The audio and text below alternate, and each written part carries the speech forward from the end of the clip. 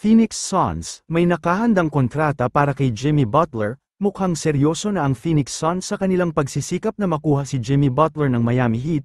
Kung dati ay parang isang malabong pangarap lang ang posibilidad na mapunta si Butler sa disyerto ng Arizona, ngayon ay nagiging mas totoo na ito habang papalapit ang NBA trade deadline sa February 6. Lahat ng senyales ngayon ay nagtutulong sa posibilidad na mapunta si Butler sa Phoenix Suns, at ayon kay NBA analyst Kendrick Perkins, may nakahanda ng kontrata ang Suns para kay Butler sa sandaling dumating siya sa Valley of the Sun. Narito ang sinabi ni Perkins sa Road Trippin' Show. Ayon sa mga source ko, sinasabi nila sa akin na may nakahandang 2-year, $121 million extension ang Suns para kay Jimmy Butler. Locked and loaded na raw ito. Dagdag pa ni Perkins, malaking papel ang ginagampanan ng relasyon ni Butler kay Kevin Durant sa isyong ito.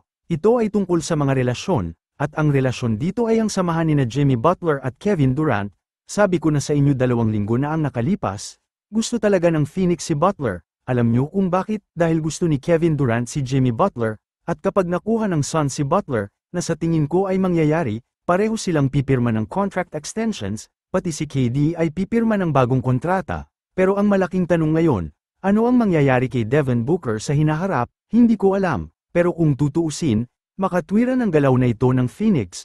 Ngunit ayon sa mga ulat, sinabi ni Butler sa mga koponan na hindi siya pipirma ng extension dahil may player option siya para sa 2025-26 season at maaaring maging free agent kung gugustuhin niya. Mas naging mapili rin daw si Butler pagdating sa mga posibleng trade destinations. Isa lang daw ang koponang interesado siyang paglipatan, at yun ay ang Phoenix Suns. Patuloy pa rin ang kwento ng Butler to Phoenix saga.